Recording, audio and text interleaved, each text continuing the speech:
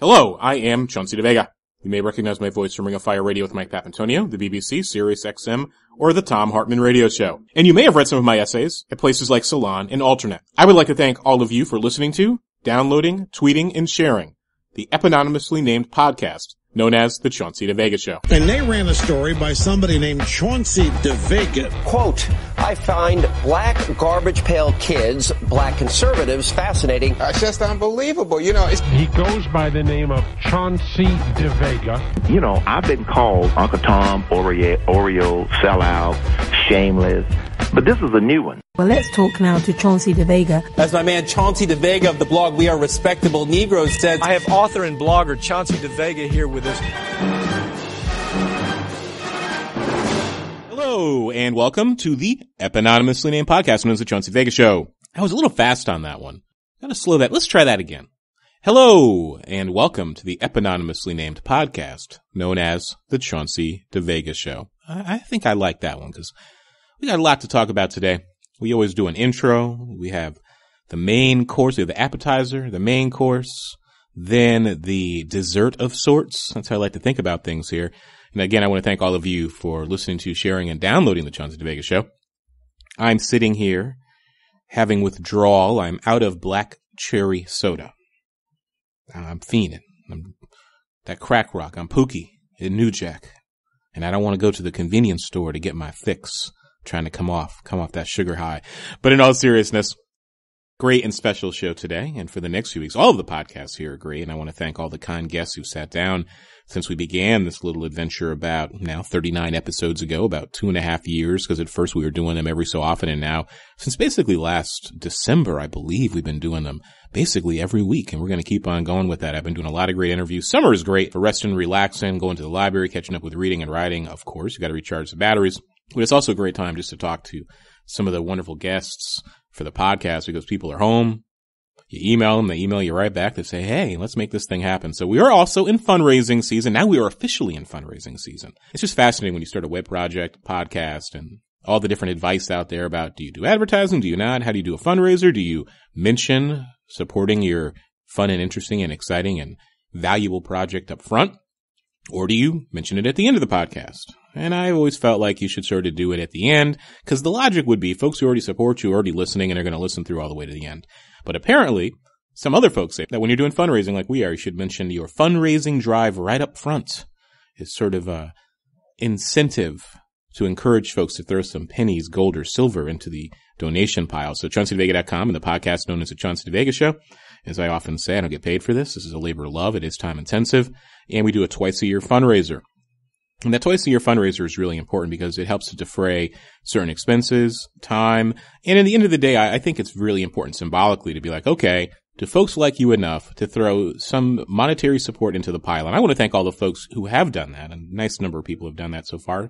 We're in the third day of the fundraiser as I sit down here and record this episode of the podcast, put everything together. And it does take time for editing. And just as I say, getting the resources together. So that sort of measure the barometer. If you're doing something good, will people give you love, even in a time of economic peril and tumult? And it is still so hard out there for so many people. So I want to thank folks who have thrown some money and pennies in.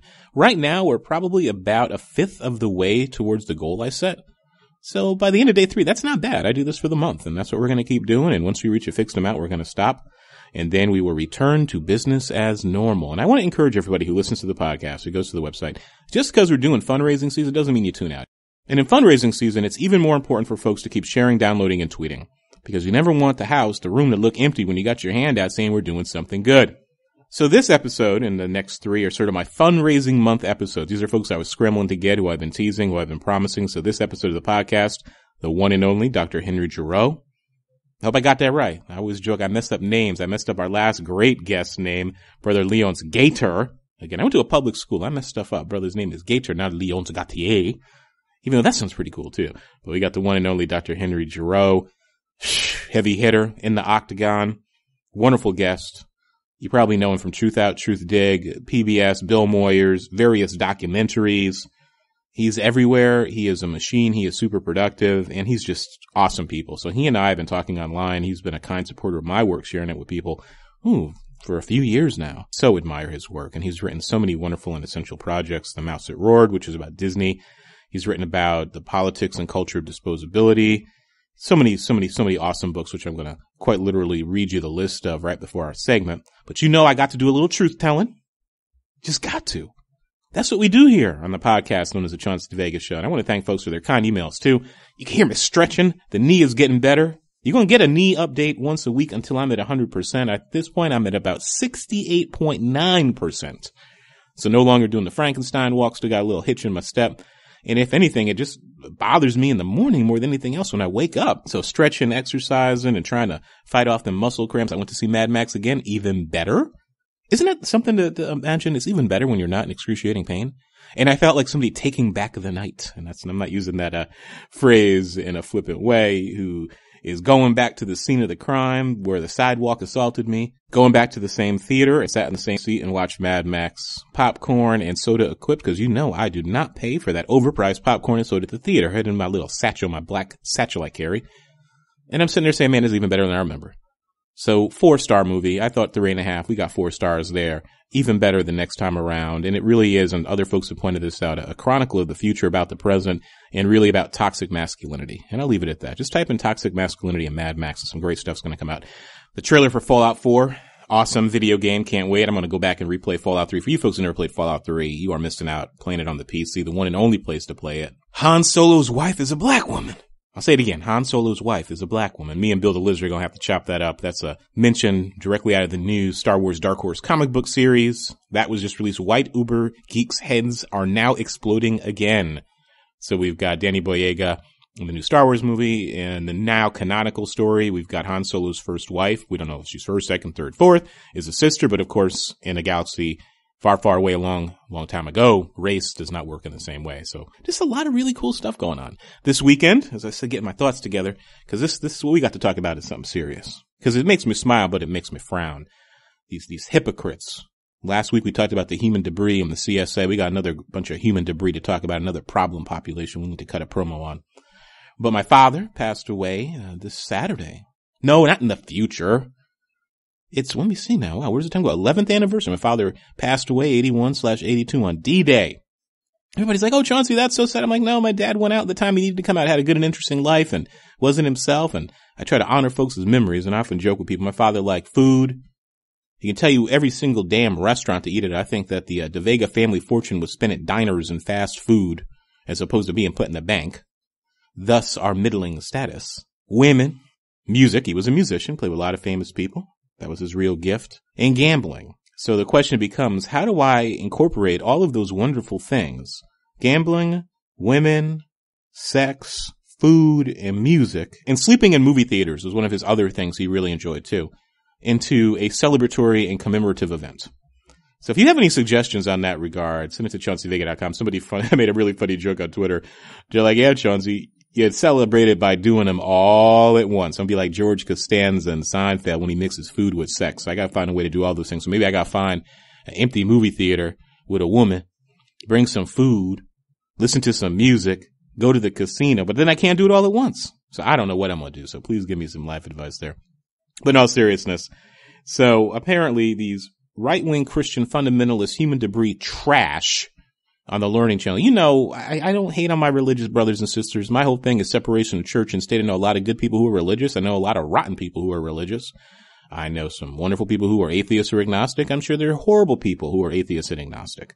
My whole thing is separation of church and state. Keep your religion to yourself. Don't impose it on me. I won't impose it on you. But as someone who cares about the common good, the good life, making sure that our democracy is made more whole and healed as opposed to destroyed, we really better keep our eye out on the union and the power of the right-wing Christian fundamentalists, the white right, these hair-and-vote Christian religious bigots, because race is all over this too. Do a little research about these Christian right-wing evangelical types and their attitudes on race and their relationship to Jim Crow and freedom schools that the neoliberal project is resuscitating as school privatization. This makes me more disturbed than seeing black people arguing for school privatization and the neoliberal order without understanding that the origins of those projects were really in Jim Crow, and that white people did not want to go to school with black people, and they want to have these things called Christian academies. They want to take the money from the public, put into their little pet religious projects, and further segregation. So that's your little Google library project, your JSTOR project, your Project Muse project,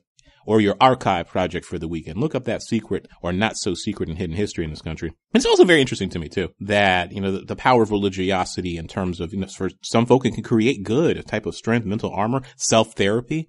But when you have folks who actually believe that these mythological texts are true and that they're inerrant, that they're factual, and they're not sort of inspirational stories that have been around for millennia in various versions and various types, styles, and forms, that's when I get real confused and concerned.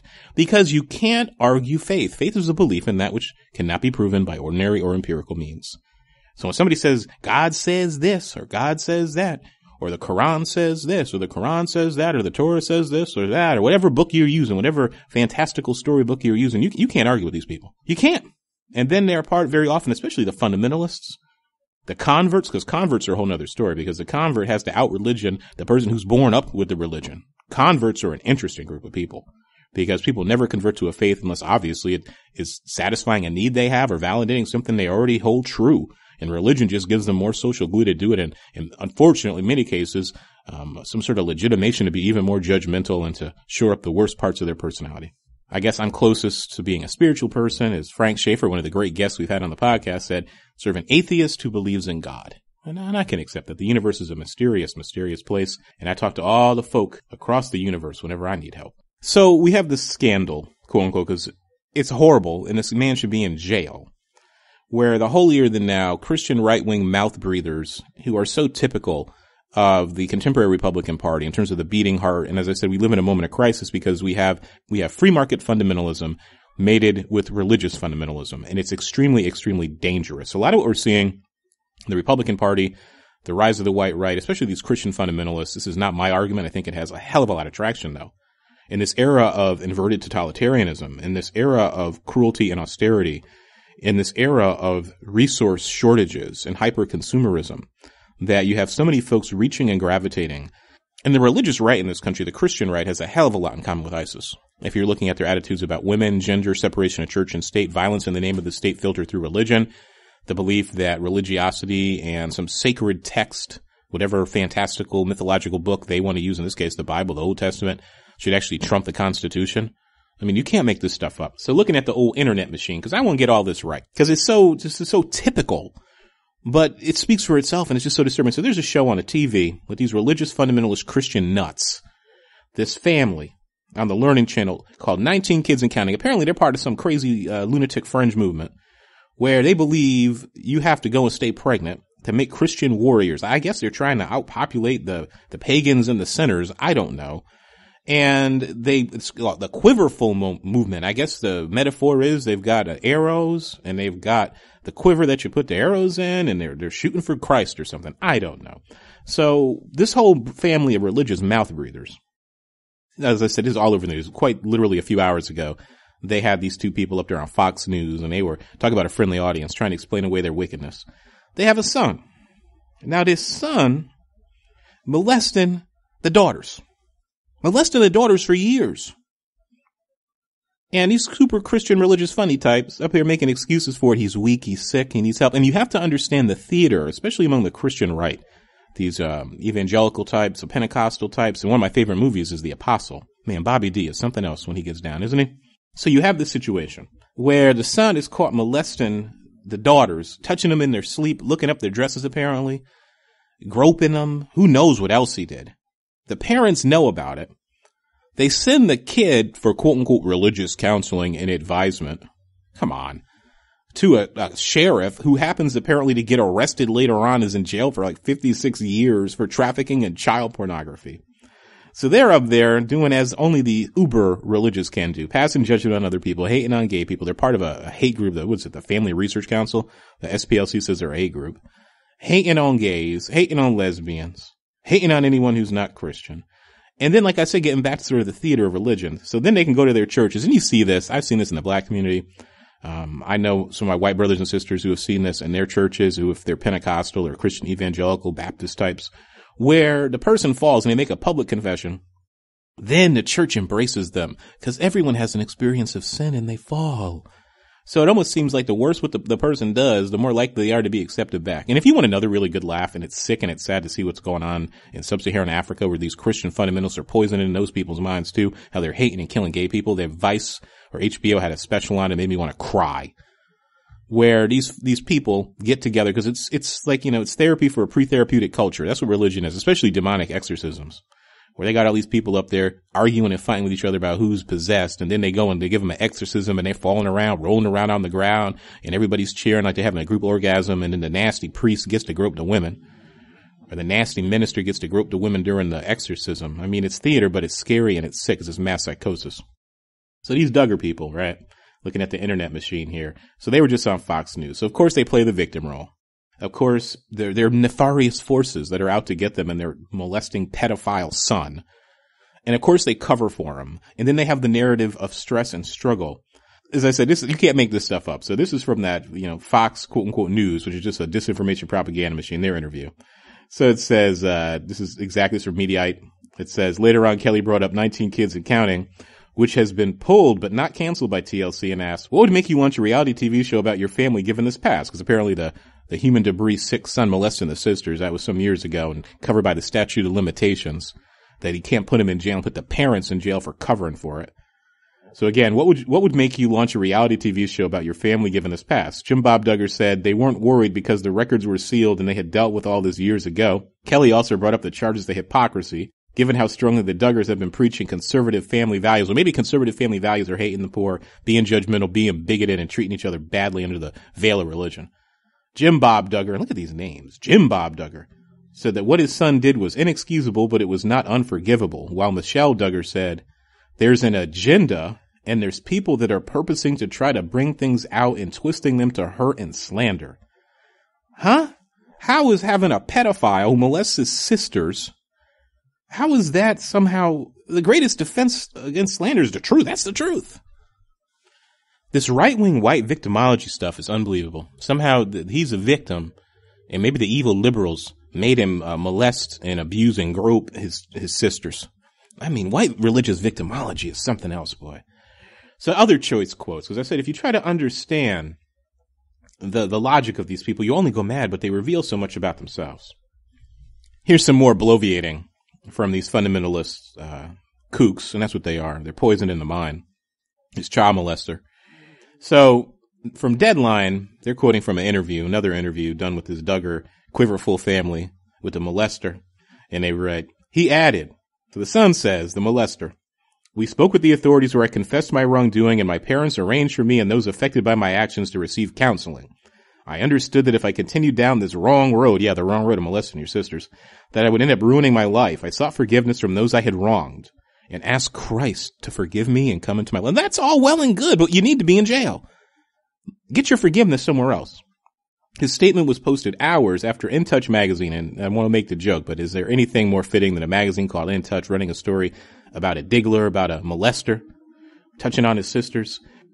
Said it had obtained a redacted report from the Springdale Police Department in Arkansas, allegedly showing Josh's father, Jim Bob, waited more than a year. Listen to that. Waited more than a year before taking his teenage son to Arkansas State Police over the allegations. Police did not see through on an investigation. Josh Duggar today resigned as executive director of the lobbying arm of the Family Research Council, the Washington Post first reported. In that same Facebook post, Duggar's parents, Jim Bob and Michelle, said, now listen to this, back 12 years ago, our family went through one of the most difficult times of our lives. When Josh was a young teenager, he made some very bad mistakes, and we were shocked. We had tried to teach him right from wrong. That dark and difficult time caused us to seek God like never before.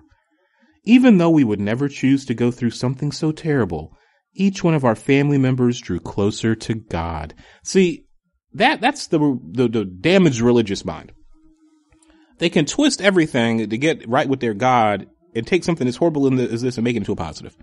That's when we'd say religion is a type of human livestock management and self-therapy. Think about that. Well, my son is molesting our other kids, but God will make it right and it'll make us stronger. You can't make this stuff up. And here's another choice, Jim. As I said, this is important. I'm talking about it because this is not just about the law and personal behavior. These are the people who want to rule this country.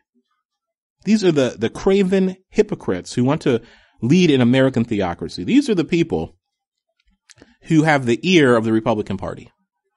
And as I said, whenever you have a bigot, especially someone who hates gay people or a religious fundamentalist, look in their personal lives. They're either doing the very thing they hate, are the very folks they condemn, or basically try to impose their will on other people, and they would not do the same things to their own family. Abortion is a great one. When you have these Republican, right-wing, Christian fundie mouth breathers trying to deny women their reproductive rights, women their access to control their own bodies, women their access to control their own bodies in a time of crisis if they so choose to terminate a pregnancy, have an abortion, and they bring their own daughters scoot quick, as they say, to the abortionist whenever possible when their daughter, quote unquote, makes a mistake. But don't let anybody else make a mistake, because these people are so damn predictable and so damn dangerous. And you got to hold them to the same standards they apply to others. So interestingly enough, now everybody coming out of the woodwork. So more juicy, salacious details about the wonderful child rearing of these Christian fundamentalists and their quiverful nonsense, and basically breeding his wife to have all these kids because they need more Christian warriors. So here's, again, from Gawker. As I said, this is important. As I said, these are the people who want to rule this country. These are the people who have the ear of the Republicans. These are the people who are excuse made for by leading Republican candidates like Mike Huckabee. So all sorts of stories are coming out from their TV show and things that people in their inner circle have seen. So apparently, now this is no surprise either, because when you have this extreme religious fundamentalism, I don't care if it's Christianity, Islam, Judaism, whatever, it's sexist, it's misogynist very often, it's anti-sex, it's anti-happiness, and it teaches sexual guilt and shame about one's body that does enormous harm to young people, and especially I say to young women. It makes women into sex negative, not sex positive. God forbid if the child is in this home and he's gay or lesbian, or she's gay or lesbian, the sort of guilt they're going to internalize from these people. So again, here's another one. So Jim Bob, the patriarch of this family on this TV show, catches one of the kids playing with his dingus, masturbating, totally normal behavior. And this is just so, as I said, it's just almost homoerotic in a way when you hear about the father's peering an interest in his son's sexual behavior and then the punishment for it. This young man's going to have all sorts of hang-ups, and he may end up doing some super kinky stuff as a way of therapeutising. Nothing wrong with kink. Trust me on that. So here's a good one. My cousin's husband used to work at the Duggar production as well. He has many, many stories about this family, but one that particularly strikes me as terrible is when one of the older Duggar boys was caught playing with himself. He said that one of his brothers had told on him for being in the bathroom for a few hours one night, worried that he was sick. Well, to see if he really was, Jim Bob walked in. He caught him doing it, and on one of the days the cameras were filming. Uh-oh, don't do that. Jim Bob's screams made the crew run to where they were filming. Immediately they asked him what was going wrong, or what was wrong. All Jim could reply was, "Idle hands are the devil's playthings." Apparently, the whole next day he was supposed to do chores around the house. But Jim Bob had tied his hands together so that doing anything was nearly impossible. Get that young man a therapist, stat. 2 or 3 therapists, stat. So that's our interesting opening detour and promo here on the podcast, the eponymously named podcast, known as the Chauncey DeVega Show. As I said, whenever these moments arise, pardon the pun, arise, being mischievous, you got to call them out. And for me, as I said, it's not about religion. It's about hypocrisy. And it's about being a judgmental hypocrite. And it's about trying to impose these beliefs. And of course, the defenders of these people and the defenders of religion more generally, because I'm not attacking religion, I'm just attacking hypocrites and hypocrisy. And people can self-therapeutize whatever which way they want. Just don't impose it on everybody else. That they'll probably default to the no true Scotsman defense or fallacy. Folks are familiar with that one, right? So you point out, well, these Christians or Muslims are doing this. And then somebody responds, well, no real Christian or no real Muslim or no real Jew would do that. Talk about lazy thinking. You can't have one and not have the other. Yeah, these are people who are part of this faith or whatever faith it is. And you don't kick them out because they just do stuff you don't like and it makes you uncomfortable. It's a fallacy. It's lazy thinking. Be like, yeah, these are part of our faith and they claim it. Just like they were Christians in the Klan. Lynching black people. Just like the Christian church in the South supported Jim and Jane Crow. Just like you do have a small segment of billions of people who are involved in politicized Islam and practice terrorism. Those are facts. Just like you've got a small percentage of Christian fundamentalists in this country who are violent, who preach violence, and have practiced violence. I don't know why that's so hard for people to accept, but I like to hold people accountable within the framework for their own belief systems. So what does the Bible, and people are like, damn, Chauncey, you got Henry Giroux on, who is an awesome guest, by the way, and you've given us a lesson on the Bible. This is not a lesson on the Bible because I'm not qualified to give such a lesson. Although I took some religious studies classes and I am working through said book. So this is just me trying to seek some sort of consistency with these folk and what they believe. So they're apparently all these punishments, and I wish someone would ask these people and their child molesting son what the Bible says, because they cherry pick, right? They can hate on people with whatever quote they take out of context. When you flip it on them, they throw a fit, don't they? So here's some Bible verses about molestation. So I'm just picking some interesting ones. There's some good ones in here, boy. Let's see. Here's one they'll probably quote, 1 Corinthians 6:9. Or do you not know that the unrighteousness will not inherit the kingdom of God? Do not be deceived, neither the sexually immoral, nor idolaters, or idolaters? Is that how you pronounce that one? Nor adulterers, nor men who practice homosexuality. Here's another one. Or do you not know that the unrighteous will not inherit the kingdom of God? Do not be deceived. Neither the sexually immoral, nor idolaters, nor adulterers, nor men who practice homosexuality, nor thieves, nor the greedy, nor drunkards, nor revilers, nor swindlers will inherit the kingdom of God. Oh boy, them Duggars, they in trouble, boy. That young man and the father too is covering it up, and the mother is covering it up too. They in big trouble. Let's see from what their book also says. Let's see. I mean, these are some gems. You can find anything you want in the Bible. I mean, there's some hell of a stories in here, boy. Whoever causes one of these little ones who believe in me to sin, it would be better for him if a great millstone were hung around his neck and he were thrown into the sea. Is that child molesting Duggar going to have a millstone put around his neck? As I said, that's the interview that will not happen, where somebody confronts them with their own book and asks them about their hypocrisy. And here's a closing one. Galatians 5:19-21. Now the works of the flesh are evident. Sexual immorality, impurity, sensuality, goodness. Idolatry, sorcery, enmity, strife, jealousy, fits of anger, rivalries, dissensions, divisions, envy, drunkenness, what's wrong with an orgy? And things like these. I warn you, as I warned you before, that those who do such things will not inherit the kingdom of God. Well, I'm in trouble on a few of those things. Oh well, I guess I'm not going to inherit the kingdom of God. But I mean, what a joyless life to not enjoy some of these great things. But again, will those hypocrites be held accountable? So, this episode of the podcast series on the Chauncey DeVega Show, our guest, fundraising season, and as I said, no ads, no commercials, from the heart. Each podcast takes several hours to produce, to record. We've got some good donors. I appreciate that. Some good subscribers. I so appreciate that. We're only about 20% to where we want to be, though. And as I've said, we've got some great people on the podcast so far. Tim Wise, Frank Schaefer, other great folks, Michael Kimmel, Paul Brinus, other folk yet to appear and recorded who are going to be kept secret until their great reveal. So that's my inducement and enticement for folk. So Henry Giroux, the one and only, he's the author of numerous books. America's Education Deficit and the War on Youth, Youth in Revolt, Education and the Crisis and Public Values, Neoliberalism's War on Higher Education, Twilight of the Social, which is an excellent book, which I recommend everybody read.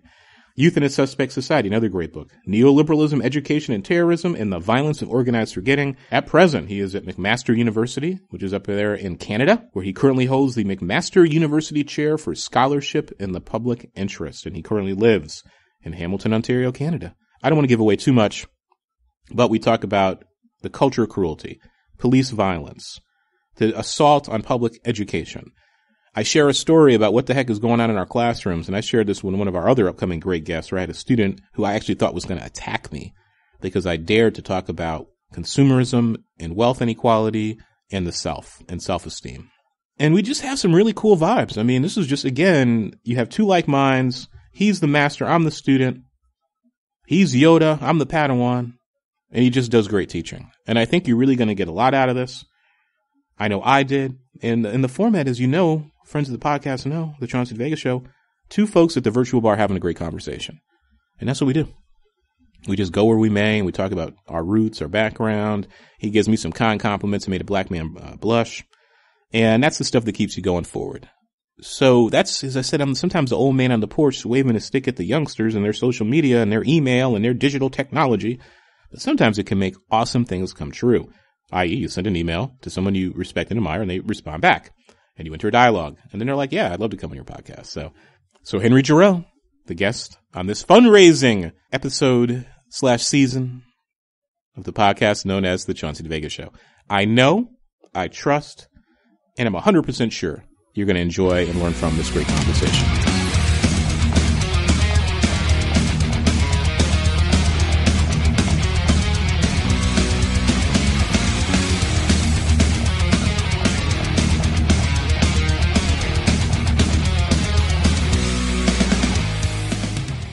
But I was so looking forward to chatting. As I said, we've corresponded via email, over the years, and I so appreciate your advice and sharing some of my work.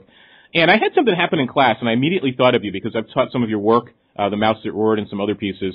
And what do you do in this situation? Because I was actually scared. So I have a class that I'm teaching, and it's mostly, it's sort of half American students, half international students. And from what I've been able to glean, some of the students from overseas, new money types, probably the kids of plutocrats. And we talk a lot about wealth inequality and income inequality. And there's a student in my class who obviously will remain nameless. Just the sense of entitlement and anger. And whenever we talk about wealth and income inequality, so I made a basic observation that just because you have money and just because you can participate in consumerism in the extreme, it doesn't make you a better person or more valuable than anybody else. Right. And we have these conversations, you can immediately see like the resentment and the seething anger. So, he rarely comes to class because he doesn't feel like the rules apply to him. He sort of doesn't do basic things because, again, the rules don't apply to him. And it's not just sort of like freshman impetuousness because he's a senior at this point. So I just figured he's gamed the system as much as he can. And he's finally come to a situation in my class where I'm just not going to allow it. The rules are the same for everybody, period. It's a seminar. You show up, you do your work. We're all adults. So we have the last class, and I have him do an assignment. And the assignment is basically do a self-assessment. So I said to him, it's good for your work life. You're inevitably going to have to engage in these types of self-assessments. And he comes late. He's always angry at me because he's mad about our conversations. And he has this rageful look in his eye, and he raises his hand and says, "You need to tell me what the purpose of this assignment is." And everybody looks at him because they're like, what the heck's wrong with this guy? So he storms up to the front of the class, and I actually thought he was going to hit me or attack me, and I've never had that happen in class. What is your thought? Have you ever had moments like that? I absolutely have. Actually, I had a kid, same scenario. This is a white kid, utterly wealthy, and one of the things that I do is I make them do 2-page papers, and on the readings that we do. And there'll be like a number of groups, and each group, each week, they pass out their papers to everybody. Everybody reads them, and we talk about them, right? Mm-hmm. And this kid was talking in gobbledygook, theoretical gobbledygook. It just didn't really make sense. And I said to him gently, I said, look, I really don't understand this. Can you give me a sense of what this means? That's not exactly a humiliating intervention, right? Mm-hmm. After class, he comes up, and big kid, about 6 feet, and he's hovering over me. And he says, you really pissed me off tonight because I thought you insulted me, and I was embarrassed. But I really freaked, because I really thought, there was the possibility of physical violence, right? But, I'm a working class kid, so so my roots, my first instinct, man, really kicks in, So I sit him down, and I say, hey, look, you're lucky.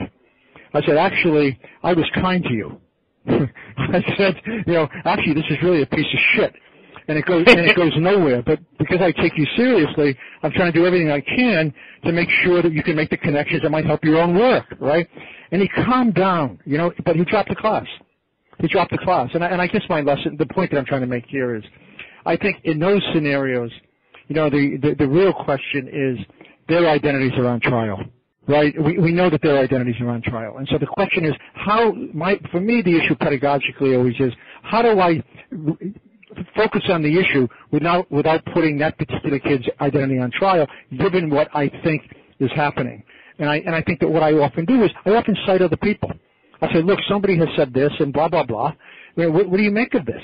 How do you interpret this kind of argument? What does it mean given the times in which we live? And that usually works, but there's always going to be some students. I find that there are always going to be some students. I don't care how good a teacher you are, I am, for whom that cultural capital has been solidified. And it's really not open to being, for any kind of self-analysis or questioning. And, I don't know what to do with those kids, to be honest with you. I try my best, and I hope that it doesn't come to blows, in the sense that, we can sometimes find ourselves in situations where we're physically, possibly the physical could actually occur. And, you do your best. But pedagogically, I plant seeds. I don't storm the White House.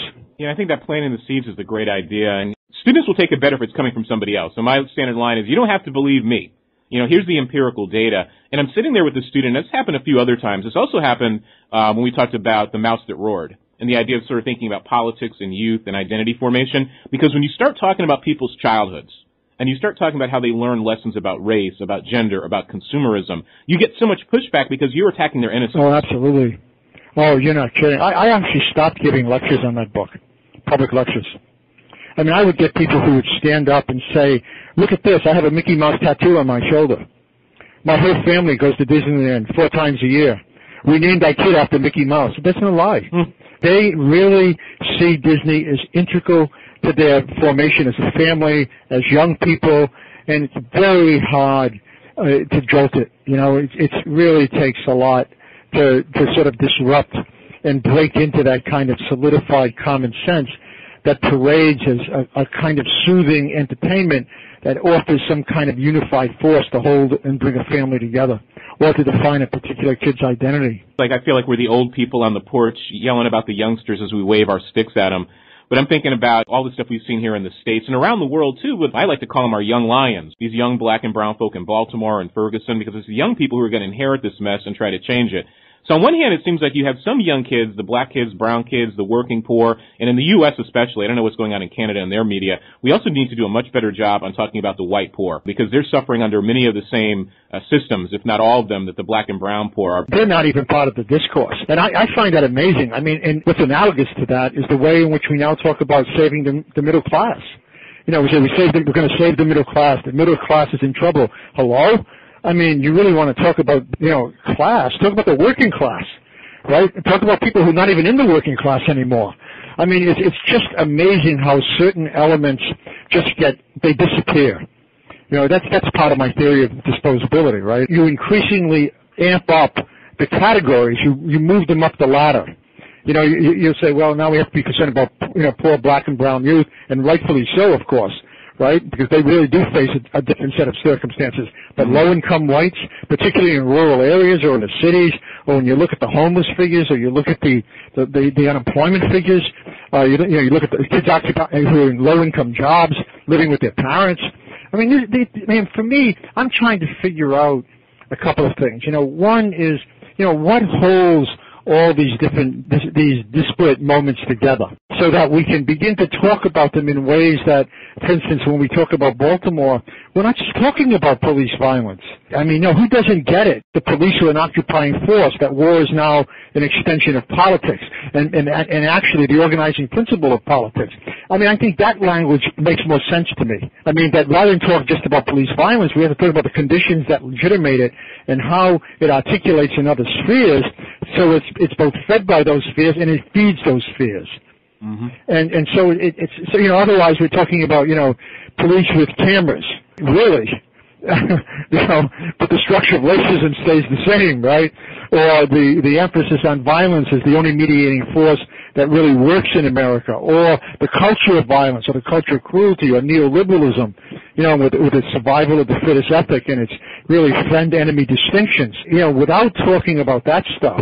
But I think to go back to the question of young people, I mean, there are two issues, right? One is, you're too young for this, but there was a moment in the 60s, and I'll never forget this, where people started saying shit like, inmates are going to lead the revolution because they're the most oppressed. And, it was really nutty. I mean, because it seemed to suggest that one subjective position guaranteed a particular kind of politics. And we know that those politics that are never guaranteed, that they have to be mediated, they have to take a detour through theory, they have to take a detour through analytic thought, thoughtfulness, some kind of sense of public memory, scholarship, history. It goes on, so that at one level, when I read people like Chris Hedges, this recent piece about how this is really where it's going to happen, and I think to myself, there's something wrong with this argument.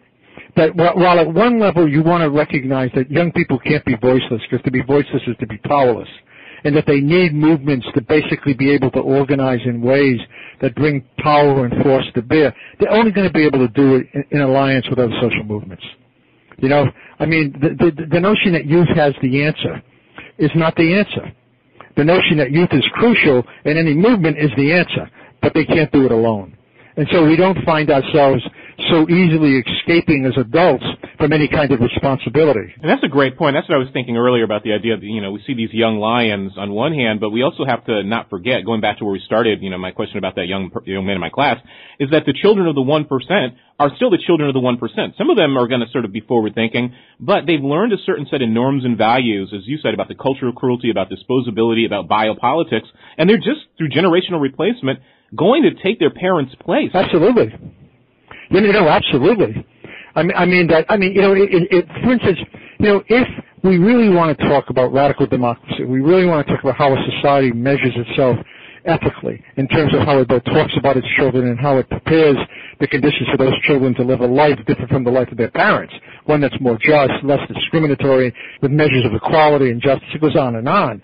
We have to take that category seriously and understand the divisions that inform it. To simply wipe off that 1% and say they don't count, when in fact they're going to inherit the channels of power, the commanding institutions of power, is really bad theory. And it's bad politics. Not all youth are oppressed. That's for sure. What we have to look at is, what young people do we want to educate? What do we want to do with education? At one level, sure, you want to educate these kids who are in private schools and all that bullshit, in these sort of criminogenic environments that they call Ivy League schools, right? The best and the brightest, yeah, right. But at another level, the real question here is, how do you create public intellectuals among young people who really understand the relationship between knowledge and power in ways that don't simply get caught in local demonstrations? Because once those demonstrations are over, they're right back to the conditions that produce those problems in the first place, right? I'm thinking about the demonstrations. I was talking to a dear friend about this yesterday, and, it's sort of revealing for the friends of the podcast here sort of a private shame. But thinking about your thoughts, because, again, you mentioned the 60s, and I'm very curious about your instincts about how things went amiss or ran amok. But I often tell students, in terms of thinking about protests, especially in this moment of the surveillance society, the carceral society, I tell them, you know what? Be very mindful about going out to protests, because understand you're going to be in the book that the FBI and the NSA has. And this is not conspiracy theory stuff. We know they're doing this. So in terms of actual citizen activism, we know that violence works, because unfortunately that's the only thing that the state apparently understands is protest. But would you advise young people to actually go out to the streets? Do you think I'm giving them good or bad advice? Because I don't go to protests, because I'm like, you know what? I don't think that's where the game is. I don't either. I know. It's so interesting you say that. I really hear this from people on the left. I don't either. I don't think they do much. I think there's signs that disintegrate instantly. There's signs without a sense of longevity. And I think the real work comes in the writing. The real work comes in organizing people and educating people, providing conditions that are long-standing. My good friend Stanley Aronowitz, we've been arguing this together for years. And I think that when you look at the Occupy movement and you look at what happened there, or if you look at the movement in Quebec, which I think was far more radical, the Quebec student movement was far more radical than the Occupy movement. I think that, and then you look at the Tea Party, right? And what they did. They did something that actually the left doesn't know how to do. They organized. They did two things. One, they had one foot in. They believed in local elections, and they would do everything they can to put pressure on people to get them hired. And they took over school boards all over the United States, and then they began to build a caucus and influence a national level. And then they did something else. And then they ditched whatever reformist rhetoric they had and went right for the jugular. They became an authoritarian fascist party. And I think that in some ways, while we don't want the left to do that, I think that what young people need to do is they need to learn something about these struggles in the past that were not just about demonstrations. I understand the anger, and I understand the pedagogical purpose of bringing people together to highlight an issue. But it's not done nonviolently. I'm with you. Those kids are now arrested. They're in the books. They're in the books. What does that mean for a working class kid if, for instance, he wants to go to college and applies for a loan? Or he wants to get a job, or she wants to get a job? Boy, the price to pay there is really heavy, right? Especially in light of the ephemeral nature of that tactic. A mentor of mine, he's a Jesuit when I was in college, and he was very, very active on a national level, and actually in Europe too, on the nuclear freeze movement back in the 80s. And he saw me sort of getting involved in campus activism. He was always very supportive. And he would tell these stories. And he said, you know what? It got to the point where he would go to Groton, Connecticut, where the SSBN subs are based with the ICBMs on them. Right. And he said he'd go there every weekend with his group. They go to Europe. They go to the UK. and they would see the same 2 or 3 people there taking pictures. Yeah. So he finally realized these guys are from the Navy intelligence or the CIA or the FBI. So he started taking pictures of them.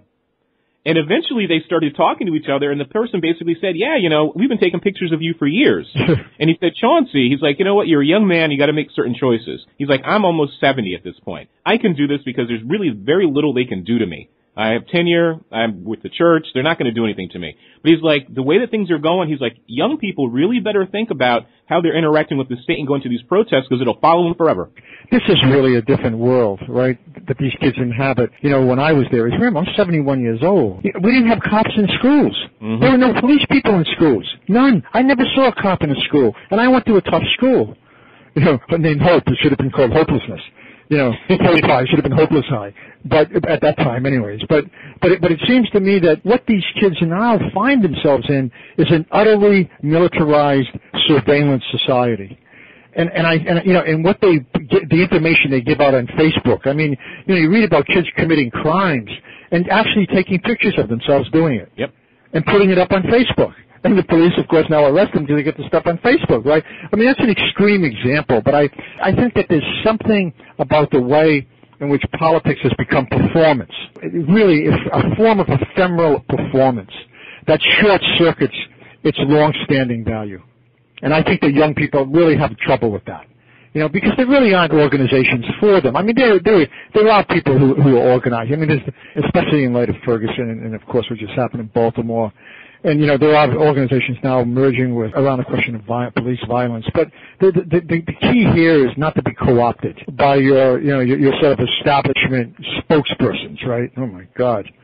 Who come out of the wall now claiming that they want to now lead the revolution, Because we're also obviously talking about sort of the death of a healthy civic culture, number one, and all these problems in the public sphere. So on one hand, it's like, okay, we don't want to be too hard on young folk because we were all young at one point and we all sort of drank Eucharist, drank the ambrosia of changing the world. And at a certain point, you grow up and get a mortgage, have kids if you so choose, and have debts. And that limits your opportunities and sort of creates a certain type of path dependence. But thinking again about our civic culture, how have our schools gotten to this point? Because again, I remember in the 80s and 90s when I was in high school that we actually had teachers who were competent.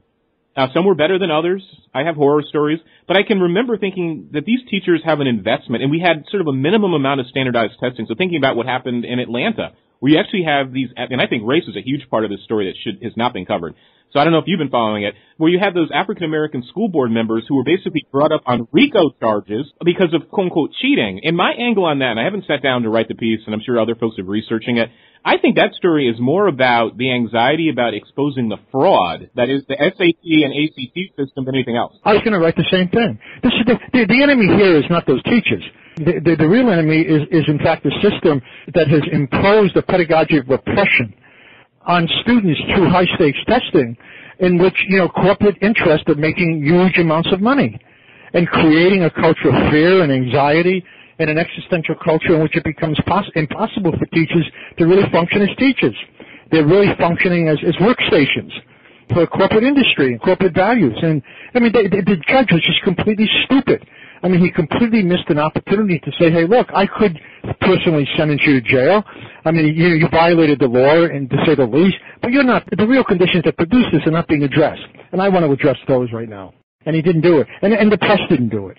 The press, there are two issues here, right? One is, first of all, people who are committing real crimes in the United States and just causing massive immiseration, suffering, and poverty. Wall Street the Wall Street zombies. They don't even go to jail, right? And yet you get these teachers, caught in a system in which they're suffocating. They can't breathe. They really can't breathe symbolically. And all of a sudden they're going to jail. I mean, it's hard not to miss that injustice, but I think you're right. You should write the piece. I mean, that piece needs to be written so that, that kind of injustice can really be exposed. Because the other part is, you were alluding to, and again, when I tell students this, they're shocked because, again, they are brought up in this sort of neoliberal moment where everything is measured, the lie of efficiency, the lie of using testing to predict educational outcomes. They don't even know the history, most Americans don't know, of the company that started the SATs and the ACTs. It's a total con job. Yeah. And I'll bet you money that one of the reasons they came down so hard on these teachers, because of obviously the Department of Ed wants to use more of these tests to assess students and also determine what majors get funded in college and so on. It's really perverse in terms of the life of the mind and creating informed citizens. I'll bet you the real angle on this is that the kids from those schools were going out and doing just as well as their white peers and middle-class peers in the first year of school, because SATs and ACTs only predict the first, I think, semester of college success. And these teachers totally game the system, and folks are afraid of it being exposed. Yeah. No, that makes sense to me. I mean, I think, I think that what's, you asked about what happened here earlier. And I think one of the things we have to recognize is that schools are dangerous places, right? Mm-hmm. Because thinking is dangerous. And, the right never got over the 60s. They never got over the fact that all of a sudden a whole range of diverse ethnic and racial groups now had access to higher education. They couldn't deal with it. Not only did they have access to higher education, they're actually demonstrating for institutions that were more democratic and just, and were not just basically factories for the corporate ideology. I don't think they ever got over that. And I think that, at one level there's that neoliberal effort to privatize everything and to deregulate everything and to turn it over to hedge fund managers, right? And to eliminate all public spheres. But I think that the other side of this is not about just simply profit. I think the other side of this is basically closing down those places where people can actually learn how to think. I think the war against youth is really so established in the war against education. Not just the war, not just what we see in the school to prison pipeline, but basically in the way in which any vestige of the radical imagination is being killed, whether it be through student debt or whether it be through pedagogies of repression such as high-stakes testing. I mean, you put those moments together and something begins to happen here, and that is that you get a whole generation of kids who are not being taught how to think. And then because they're not being taught how to think, when they finally encounter folks who are trying to do their job like yourself and other folks that I know and admire, there's all that resistance. Yeah, there is. There's all that anger. It's like you're taking somebody who's never learned how to run and you're putting them on the track. No, absolutely. And I have a dear friend of mine who teaches at community college because she loves reaching out to that cohort, and she's actually had students tell her it hurts to think, and they don't want to think. Jesus. Yeah, I don't know if you saw that study that came out. I don't know where they did it recently, where they put people in a room and they told them not to read or play games or anything to see how long they would last and just to think. They can't do it. Well, they started cutting themselves. Wow. Yeah, people started actually performing violence against themselves, and you think, what kind of culture could possibly exist in a way that matters when you have that kind of crisis of agency? Because that's a crisis of agency, right? I mean, that's not just about a crisis of thought. That's deforming your own sense of agency in a way in which the only thing you really learn is how to be governed. You never learn how to govern. There's no way in which you could take control over your life in ways to address the various kind of forces that bear down on you, About, one of my favorite overused phrases, I'm sure you probably did this mental exercise many years ago, because, when you're on TV and radio, you're excellent. So, again, I'm very curious about how you always manage to you come on strong, you hit your talking points, and you do it unapologetically, and there's so few people who can do that. But I'm really trying to work on one of my speech affects is apparently connecting the dots, and I say it too much, but I'm going to indulge today. So in terms of connecting the dots about thinking about elites and the deep state, very often when we try to have these serious conversations about power and biopolitics and citizens and agency, one of the responses from folks is, oh, that sounds like a conspiracy theory. And I've never suggested anywhere, nor have you, in my reading of your work, that there is a group of folks sitting in a room plotting and scheming like in a bad movie. But there are a certain overlapping set of interests that are able to use these technologies of power to advance what they want over the interests of the common good in the mass public. So am I fair in that description? No, I think that's brilliant. I think the way that I try to respond to that, because I get that a lot, Or I get the other side of that, which is I feel like splitting my wrist. That was the one I just got on BBC, and not on BBC, on CBC, which is a really big sort of interview program in Canada, one of the few I get on. But I think that the way I respond is I say, hey, look, one way not to analyze any kind of empirical reality is to go there, right? To say it's a conspiracy. But I said the problem with what you're saying is that you have nothing to say about the relationship about the inequitous relationship of wealth, power, and status. I mean, you have to talk about inequality, and you have to talk about what that means in terms of power and wealth. And so, simply because we can point to people who are enormously rich, 400 Americans have more wealth than 50% of all the Americans, all people in the United States. 400 Americans.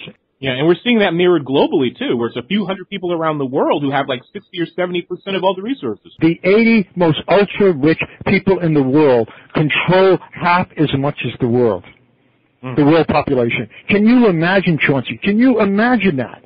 And I think so. I say to them, that's a science fiction argument, you know? You're watching too much science fiction films. I mean, what you really want to do is come back to the earth and ask yourself, what are the configurations of power that you see around you in which a lot of people are basically powerless, and a lot of people have been disenfranchised, and we see the rollback of the Voting Rights Act, we see this and that, you know. I mean, we see, you know, billions of dollars being taken out of school lunch programs for kids. I said, you know, that's not conspiratorial, that's real. People are starving and people are dying. And if you want to call it conspiratorial, that means you're part of the problem and not somebody who really knows what the problem is about. I go right after them. I don't want them to get away with that. Yeah, and going back to the war on the poor, and I think a lot of folks are so resistant because I have a lot of working class and a few poor students, you know, because I try to create an environment of trust where we can talk. So I'm always moved when a student shares the fact that they're homeless, or that they're living in a trailer park. And this is not an abstraction. They're actually seeing these things. So thinking about, you know, the war on the poor, I mean, that's brilliantly put. I was on Ring of Fire Radio, I think it was last year, and I said, you know what, I'm going to go where I may and tell the truth, and if folks get mad, they get mad. And I said the Republican Party and the neoliberal Democrats, but especially the Republicans, they're waging a war on what they see as the useless eaters. And I use that language intentionally. When they're talking about, you know, drug testing the poor, cutting off food stamps, the most onerous thing I saw was one of these knuckleheads, because they are knuckleheads, was talking about punishing the parents of the kids in Baltimore by taking away their food stamps. And the idea of, you know, all these punishments, not letting poor people eat cheap steak on their $20 a month or $20 a week food subsidy. I mean, it's really dystopian. But when you point it out again, pushback, because maybe the reality of it, once you just see it, I was like, these are these people's words. They have no sympathy or empathy. And my thing about the 1% and the plutocrats, and I think FDR, he was genius in how he saved capitalism from itself, is that they don't even have the long-term vision to be like, okay, let's give the poor and the working class some sort of social safety net so that we don't have an uprising in this country. Because if you don't feed them, they're gonna eat out. No, you got it. You got it. And I think that where that translates in a somewhat different way is that, look, you know, power is now separated from politics, right? Power is global, and politics is local. And I think that what that means is that you have, you know, the social contract is completely dead because the ruling elite no longer, they're global. They don't care about social contracts.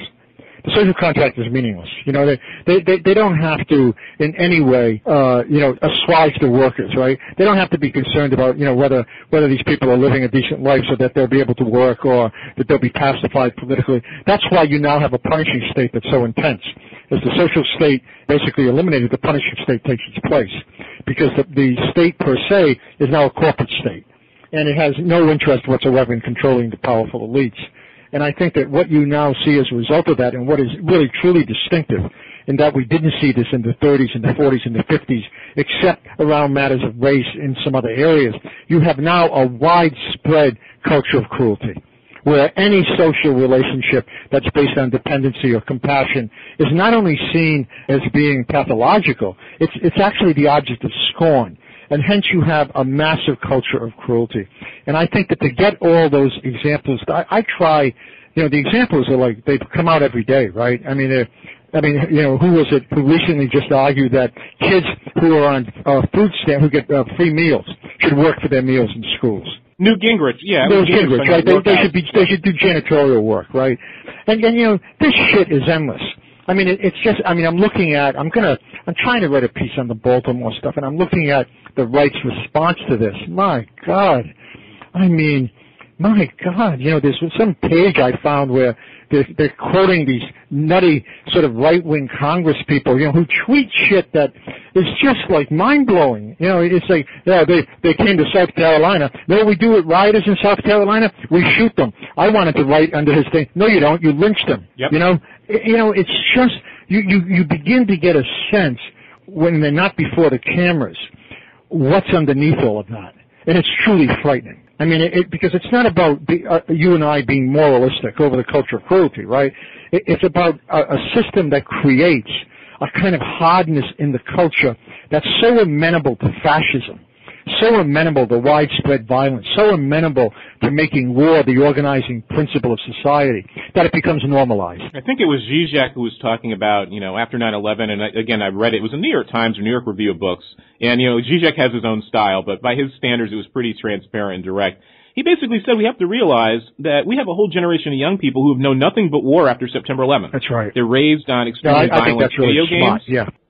Yeah, and thinking about I play a lot of video games, and the fact that many of these video games are the same sort of, weapons and targeting systems that they actually use to kill real people. Well, what's even worse is that as these kids become good at actually doing these games, they end up in these various contests sponsored by the Pentagon, and then they're recruited, and all of a sudden they find themselves in a cellar, a room in Colorado, actually killing people in Somalia. So what I did in one of my classes, we were talking about sort of the idea of violence, the culture of cruelty, and the basic thesis that Americans are part of a violent culture, a hyper-violent death culture. And I did, a little trick. So I showed them video game footage. Then the next video was actually real gun camera footage. So they're actually watching real people be immolated in Iraq or Afghanistan, blown to bits. And I said to them, what did you guys just see? They're like, oh, that was from the Call of Duty video game. And then there's a veteran in the class in the back who raised his hand. He's like, no, that was real combat footage. You can see from the codes on the bottom. And some of the students that physically ill, angry, they're like, why did you do that to us? I was like, I want you to understand the culture of violence that you're involved in. And that it's not a coincidence that the Department of Defense funds video game development. And DARPA funded video game development because they're training you to be warriors. And you're so blind to it, you don't want to accept it. The line between actual war, actual violence, celluloid violence has disappeared, right? I mean, people can't tell the difference anymore. I mean, I wrote a piece. I'm sure you didn't read it, but I wrote a piece on the kill team in one of my books, and one of the things that I tried to talk about was that that violence so saturates the culture that that extreme violence now becomes one of the few things left that actually stimulates the pleasure quotient. That actually is one of the few places left where, you watch films now, people don't just get shot, they get gutted, their heads get cut off, they get sewed back together, gutted again, it goes on and on, right? And I think when you look at what the kill team was doing and the way in which they talked about violence, that they had to kill people to feel again. They literally had to kill people, innocent children, to cut their fingers off and, trade them in card games. And you think, Jesus Christ.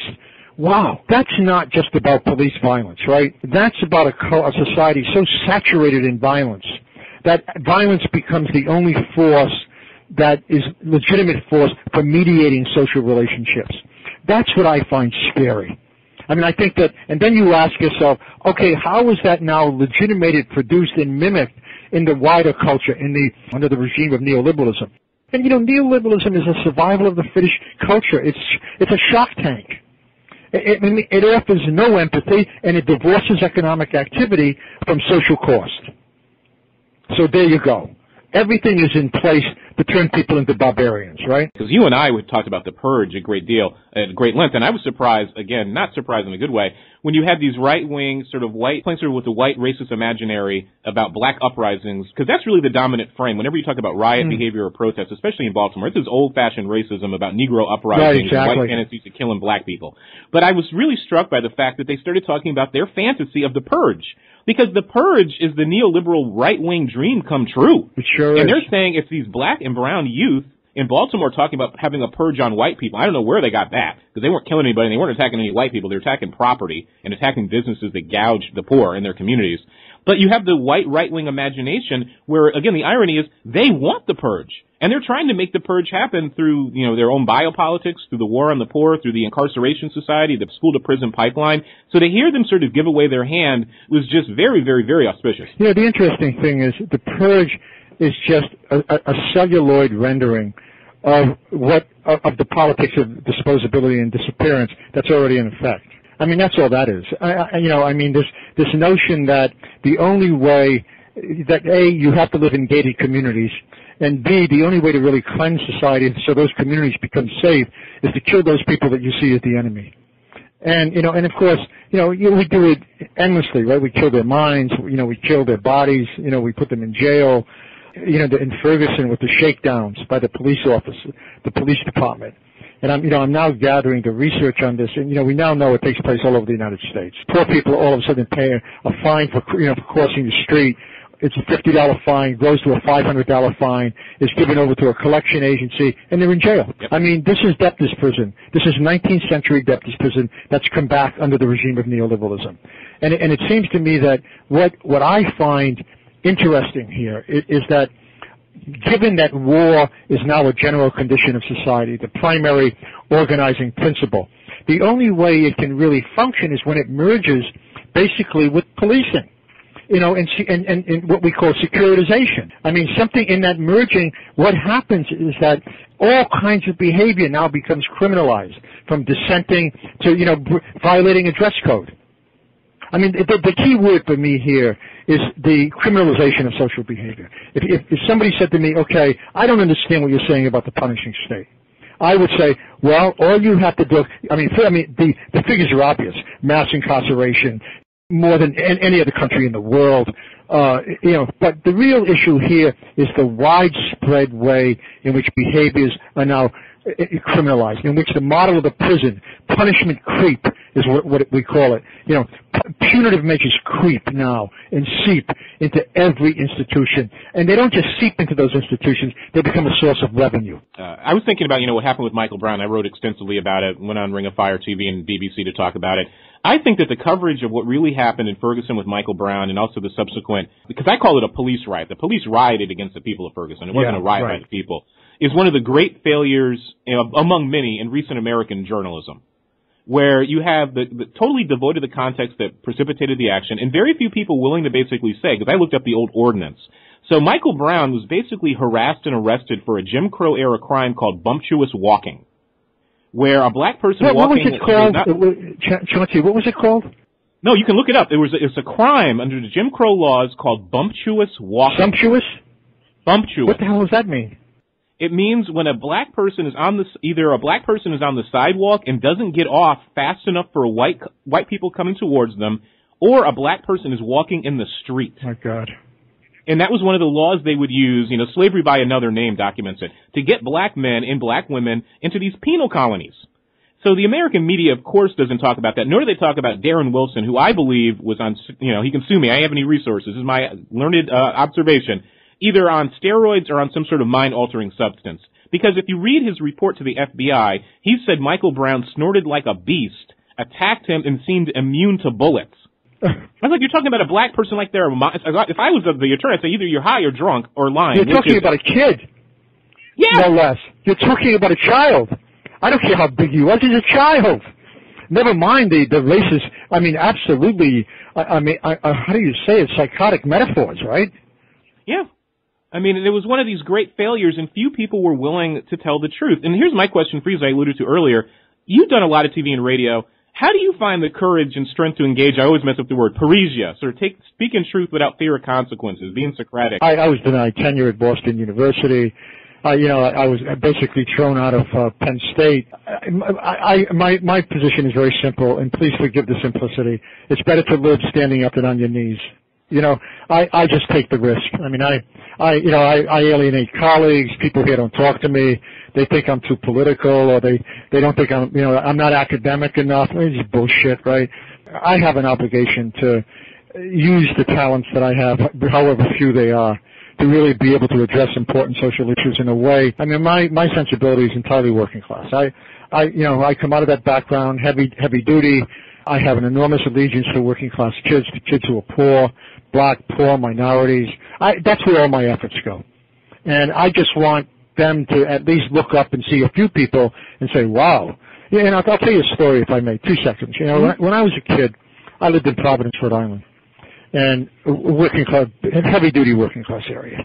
We had to walk up the hill, with other black kids, white and black kids, to actually go in the back of the school. We were in the back door. One of the things that really became so clear to me as a kid was the importance of solidarity and how it worked. Nobody existed alone in those neighborhoods. It was impossible. You just simply couldn't do it. It didn't work. I saw, for all the violence and the racism and all that stuff, I saw an enormous sense of community that emerged. Even among black and white kids. For those of us who did sports, right? It was just incredible. We got it. And it never left me, and it sort of in some way has so shaped my own sensibilities that it becomes very difficult for me to often deal with what I call, elite cultural capital, right? That a capital sort of steeped in arrogance and entitlement, and they've always wanted to define people like myself to my deficits. I was lucky because I learned to turn the deficits into strengths, so that when people said, well, you're too emotional, I'll give talks, this is no lie, and I get white women coming up to me in these Ivy League schools, and they'll say, I loved your talk, but you were a bit too emotional, right? This is no lie. And I say to them, look, in my neighborhood, we touched each other. The mind and the body were not separated. They were all part of, you couldn't do that. I said, I don't live in your neighborhood. And to be honest with you, I don't want to. That ends that conversation. But, I refuse to take that shit, but the real story is that when I was a kid, I used to go up to Brown University and listen to lectures, right? And I never understood them. They were just, I didn't have the intellectual skills to understand these things. Then one day, I heard William Kunstler. You know who he is? Yeah. And Chauncey, it blew me away. He was on that stage. He had this swagger, working class. He's amazing. He was amazing, right? He was amazing. And then I saw Stanley Aronowitz. I saw Dick Gregory. And it changed my life. I must tell you, it changed my life. All of a sudden, I had models of the kind of intellectuals that were not putting paper in front of their eyes and reading as if they had just been anesthetized. They were full of passion. They were talking about issues that mattered. I thought, shit, that's what I want to do. That makes sense to me.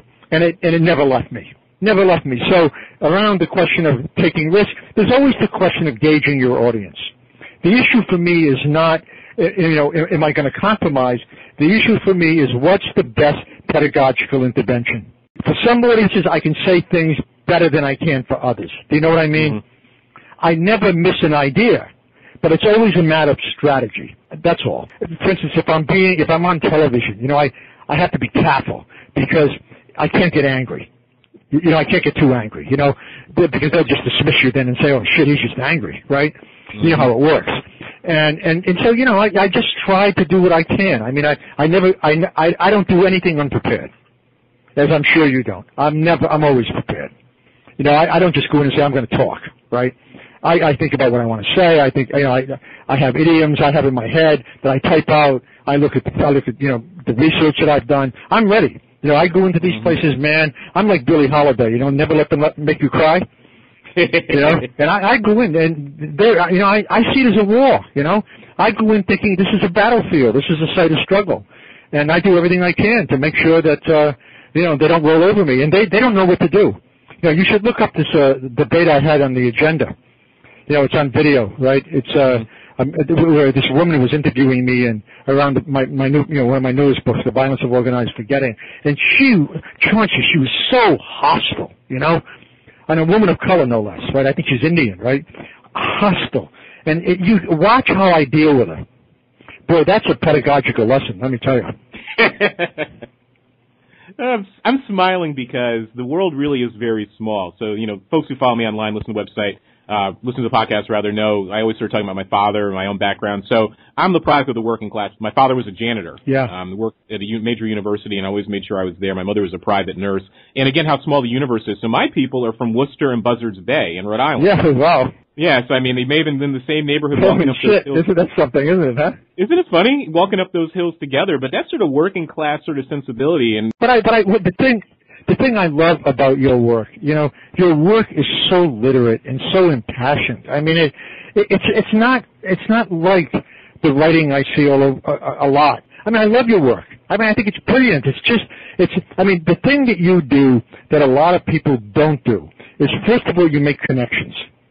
You never talk about an event without connecting it to something, and I think that's absolutely essential. And secondly, it's as smart as it can be, and it's accessible. I don't believe you have to engage in theoreticism to be accessible. I think that's not. That you have to engage in theoreticism at the risk of being accessible. I think that's nonsense. I just think it's nonsense, and it's one of the reasons why I have the Public Intellectual Project, a Truth Out, which is something you should write for more. I don't know what the circulation is of the work on your website is that you have. The Truth Out is a really big deal. I always thought that if I reached out, they wouldn't be game because they have so many great writers, but it never even occurred to me. Oh, that's outrageous. Are you kidding? You have such, kind things to say about my work because your work has been so formative for me. Oh, your work is fabulous. You're a young man.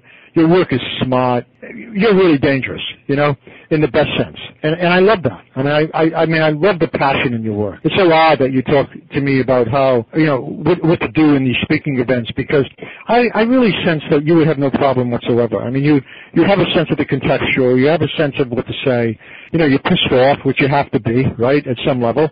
I mean, if you're not pissed off, what are you, right? Exactly. And at the same time, you're not pissed off in a way in which that rage becomes incapable of being lifted into the public realm in the form of a form of analysis that allows people to understand that at the heart of politics is the notion of education. This is where the left has failed, right? I mean, the left doesn't get this. They don't understand the educative nature of politics. They don't understand, as C. Wright Mills said, these cultural apparatuses represent a new form of tyranny. Just they manufacture consent. That's easy, in the Chomsky sense. I mean, what they really do is they produce particular forms of agents. That's a more encompassing and more dangerous kind of assumption, right? Intervention. And so, for me, I read people like Stuart Hall, who, even near the end of his life was saying, boy, cultural studies really ended up in a bad place, man. I mean, they just didn't get the fact that, you have to work hard to change people's opinions. That the rhetoric matters, that talking matters. I don't believe in vanguards, and I don't believe in political guarantees. I don't give a shit if you're black, brown, blue, incarcerated, or from the working class. That doesn't guarantee anything. I mean, as you and I well know, right? I mean, I know too many people from my neighborhood who are basically fascist. They've been oppressed all their lives, and they just don't understand why black people are on welfare, right? And they're on welfare themselves. And they're on welfare themselves, absolutely. I was thinking again of you're so cogent on point, and when you're on TV, going back to that quick example. So one of my first things I did on national radio, I was invited to this right-wing lunatics radio show in New York City. Oh God! And I immediately made the decision. This is when I got all that attention. They wanted me on Fox News for the Herman Cain stuff. That was I sort of crept the public awareness. So I listened to this lunatics radio show, and I said, I'm going to do something he doesn't expect at all. I'm not even going to engage him because he's not interested in a serious conversation. Right. So I said he's going to bleep out everything I say, so I'm going to ignore him because he wants to fight. I'm just going to talk over him. And that's what I did, and I embarrassed him. I absolutely embarrassed this fool and exposed him for a fraud. But in terms of thinking about the public, and I'm thinking obviously about Fox News, and some other networks aren't even, are far worse in their own way because they try to maintain the veneer of respectability and verisimilitude. What do you think happened with our media where you have, like Fox, for example, which can't even get a broadcasting license in other countries, has become such a powerful information source? Is it, again, the masses are asses? Oh, it is in my, because this is really very close to my heart, politically and pedagogically. These are major forms of public pedagogy. Yep. And what you now see is you see a new relationship that's emerged between power, culture, politics, and everyday life, in the form of these cultural apparatuses that are enormously concentrated in the hands of the right, and are used endlessly to basically align, produce subjectivities, modes of identity, values, and social relationships that basically support a fascist worldview. So that, these are really educational institutions. That's what they are. It's not even enough to call them propaganda institutions. That's too easy. They really engage in the hard work, hard, distorted, poisonous work of making sure that people don't have access to other views and normalizing the views that they take on. They trade in emotion and hate. That's what they do. They make Nazi Germany look like, it's like Muhammad Ali fighting a blind man. Right? And they're embarrassing Goebbels. Wow. Right? It really is. I don't go on right-wing stations. I personally, I don't do it. Whenever they call me, I say I don't speak to zombies. They don't know what to say when I say that. I say I don't speak to zombies. I'm sorry. Because I don't believe in the theater. I think that the theater absolutely cancels out any possibility of debate. What I do, and you'll die when you hear this, I think, but I tell people, look, you want to interview me? I don't interview on panels. I do it on my own. Because I want to focus. I have an issue. I think the issue is important. And whenever I go on these panels, it's like Crossfire. Do you know what I mean? It's Crossfire. The old program from CNN. And it's Which horrible. is a great program, a sham, and it's, politics is professional wrestling, but Crossfire was very important. It's like there's one view, there's the view the Earth is flat, and then there's the view that we're in the midst of climate change. You see what happens here? Yep. And, Jon Stewart was right to wreck the program. He wrecked it, He got it off the air for a while. And so for me, I try to take advantage, of those moments in ways that really work. I don't know why. For some reason lately I'm getting a lot of interviews, and more than I ever have in my life. And maybe because I'm just producing so much, but, I take advantage of them. I tend to do them because I think they're worthwhile. And they're always with people who tend to be relatively smart, and they do reach an audience, like in L.A. and New York. Another pedagogical intervention, just like teaching or writing. Public pedagogy is so important, but it's, simultaneously so devalued and seen as a threat by so many folks in the academy, where they don't want folks who are actually talking to the public, or who can translate dense, insular, technical language that 50 people understand to something that the people can understand, and they actually get punished because of it. Oh, you got it. You bet. I was just up here at McMaster University for a Distinguished University Professorship, right? The highest award the university can give, and I didn't get it. And the argument was I wrote too much. And, nobody said, well, how many of these books, are translated into foreign languages? How many of these books have shaped fields? How many of these books got reviews? how many of these books got awards? It doesn't matter. I think that when you don't write these utterly esoteric texts that nobody cares about and very few people read, then you're suspect. But you're not only suspect, you're punished. I have tenure, so they can't take that away from me. But they punish you in other ways. And if you don't have tenure, then you live in fear, right? So it's like, you see what's going on in the business of hire, because tenure no longer exists in this country. No, it doesn't. No. But thinking about what you said about sort of translating your work, I know so many folk who have had great jobs at, research one institutions, but when they started to become more popular and start doing TV or writing for Huffington Post or doing their own websites, these are folks who were shoo-in for tenure. All of a sudden they didn't get it. Yeah. And they were basically told off the record that it's because you're doing this other stuff. And as you said, you're writing too much for the wrong audience. Well, one person I know, he ended up at a very, prestigious, he made a horizontal move.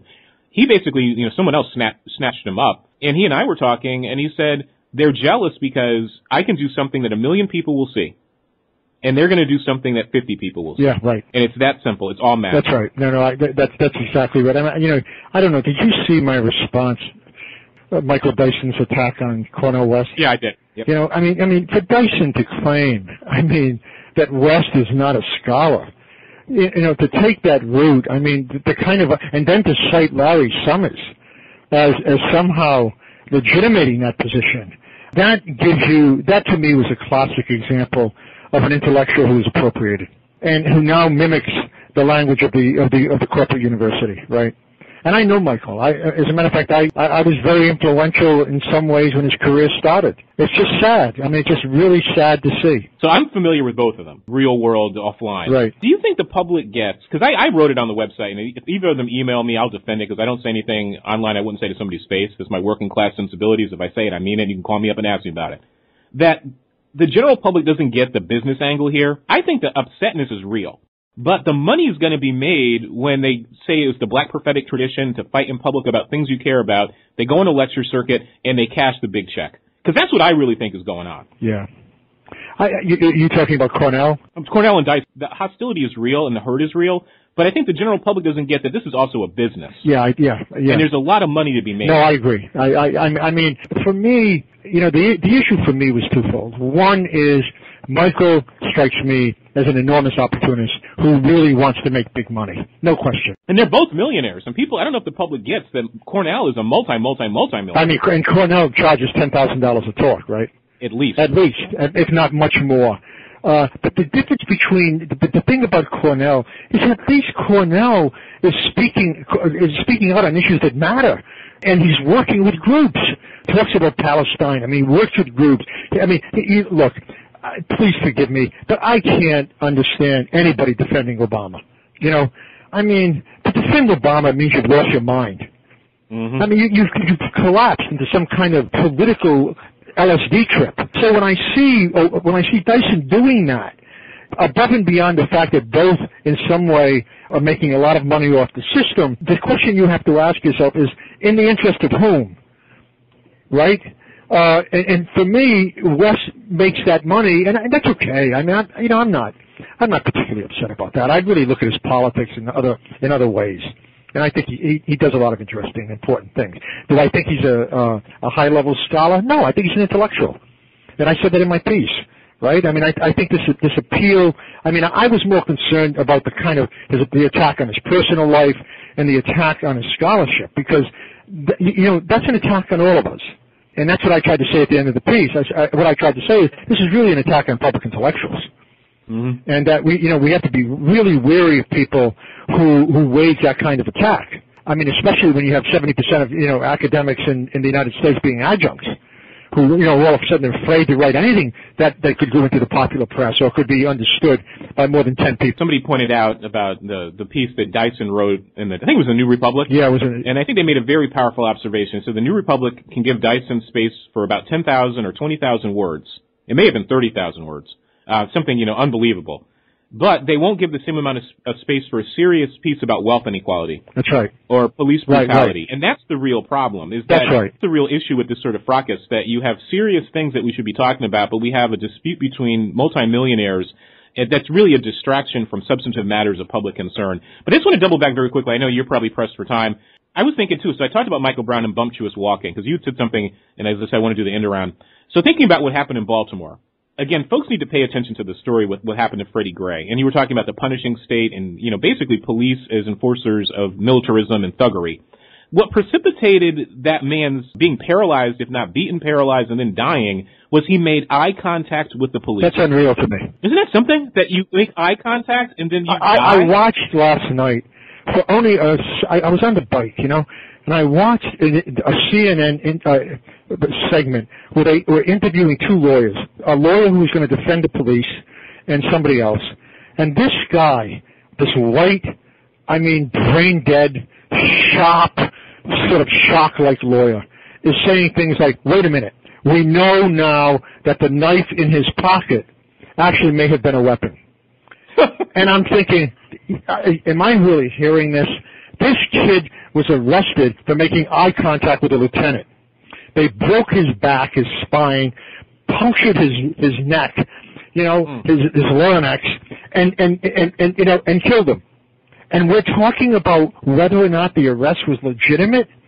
But that's an example of what it means when the police really are now viewed as SWAT teams. They have this warrior-like mindset in which they're only dealing with the enemy, in which every area in which they work really is a war zone. And of course now they have the equipment from Iraq and Afghanistan. And they're being trained by them. And they're being trained by them, to sort of function this way.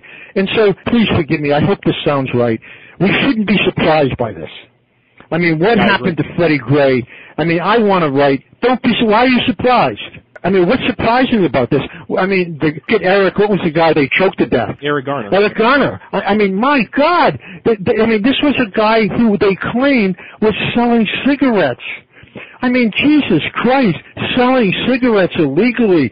Is there a worse crime than that? And they killed him. I get overwhelmed by and what's at stake here is that there is an impunity, a lawlessness, which I've written about before, which my argument is the country now has collapsed into lawlessness.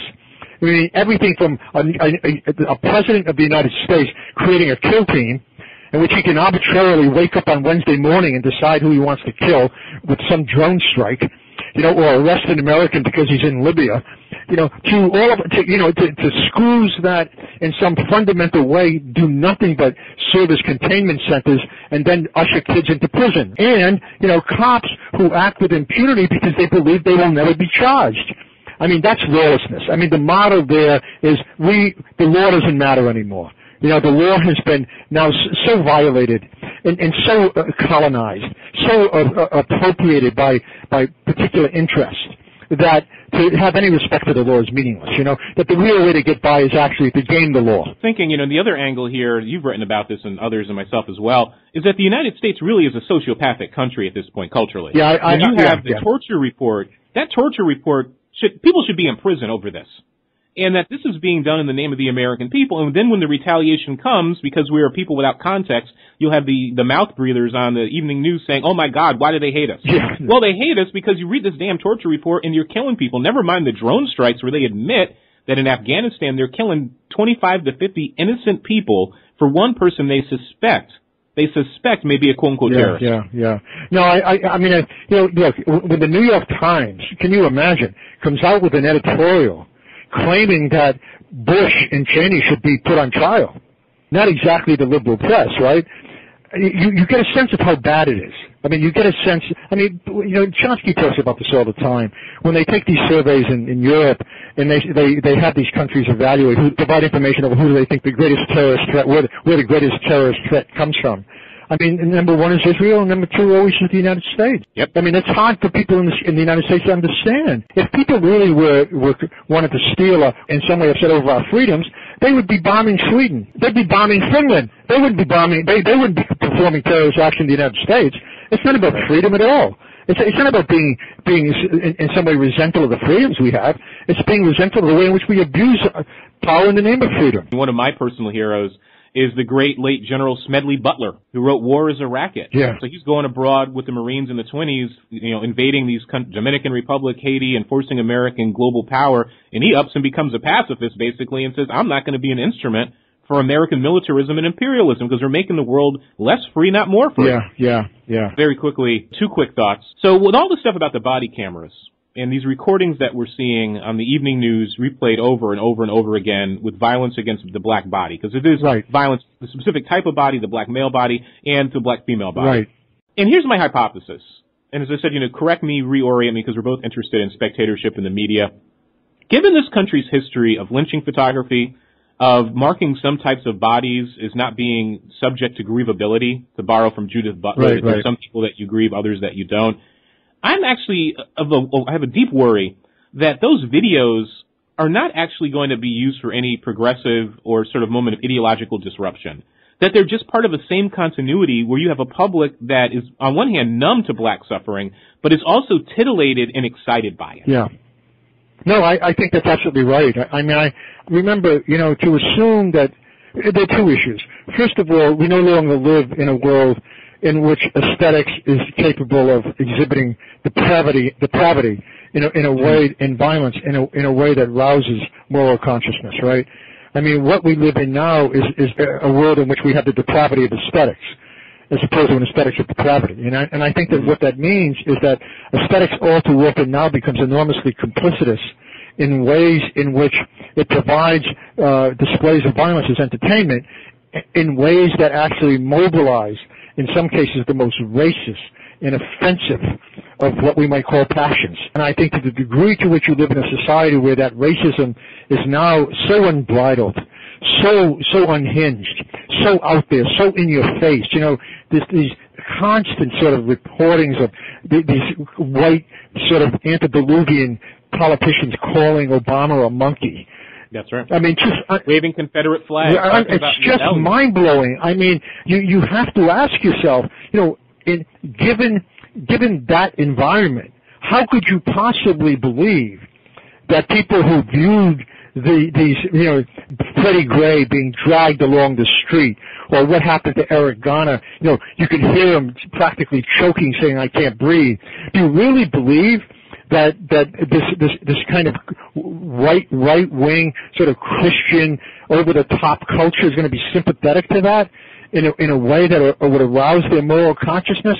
For some, maybe. For most, absolutely not. That becomes a form of entertainment. Scary. I mean, that's really scary. We try to sum it up pithy, witty, intellectual ways to describe things, but that's just scary and terrifying. But as a closing question, a big one, how do we, because we're talking about people's movements and uprisings and resistance, and I struggle with the observation that I think that, if we take the media at face value, of course, the narrative is very truncated. We have a limited space of approved public discourse. There's certainly a lot more resistance than is being reported. I don't think it would be wrong to observe or suggest that the American people and others are sort of in a state of learned helplessness.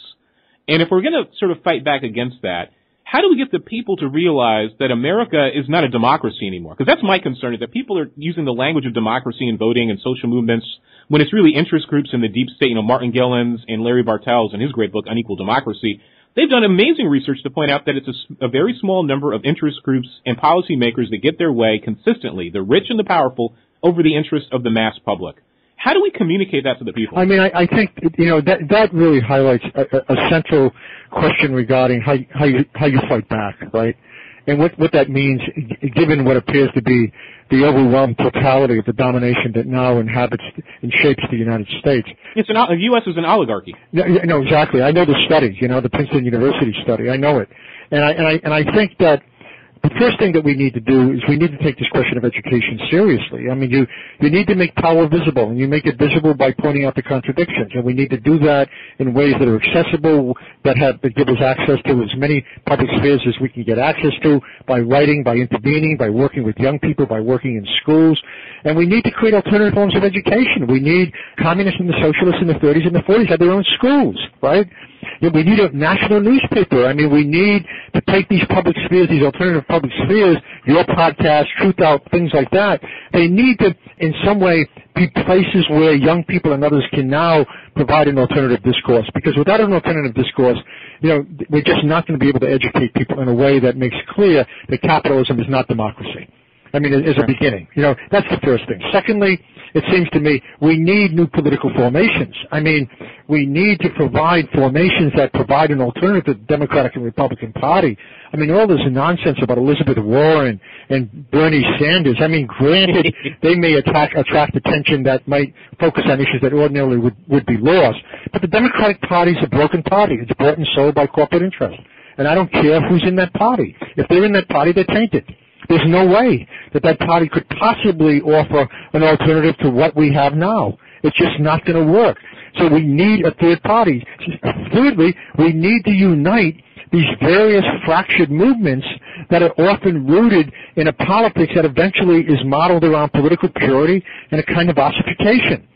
We need a rally. We need a comprehensive view of politics. One that says identity politics and the fractured movements matter, but they're not enough.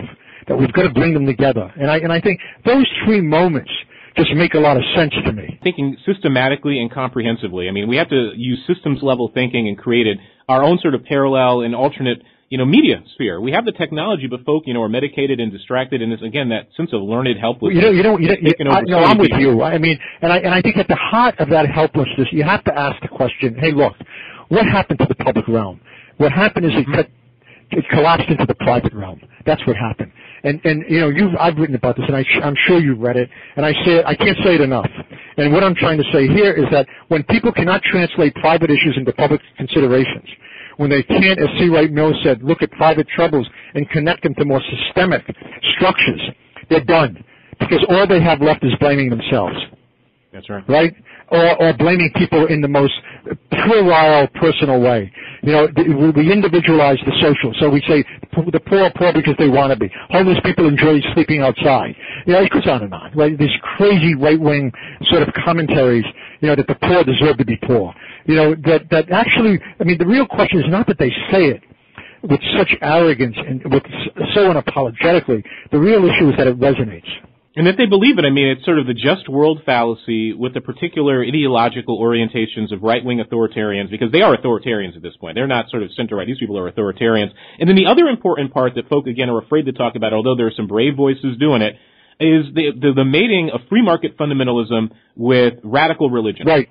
And Christian fundamentalism. Now they have a religious framework that says the poor people are not the elect. They're not going to heaven because God doesn't love them, and their poverty is a sign of moral failing. And they believe this stuff. No, I mean, I don't know if you ever saw this, but I did this piece talking about four fundamentalisms, right?